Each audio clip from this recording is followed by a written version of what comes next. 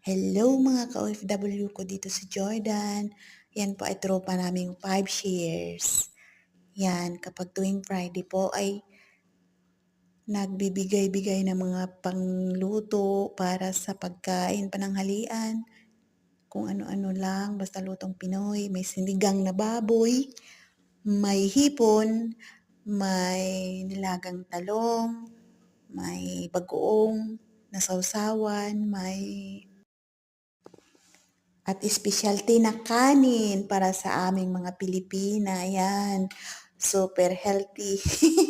Healthy talaga ang grupo namin. Yan, Pasko na si Ate Dada at saka si Ate Marisa. Yan, lahat kami po ay mga babae.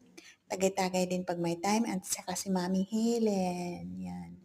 Punong-puno ng ulam at pagkain at kanin para hindi mapasmo.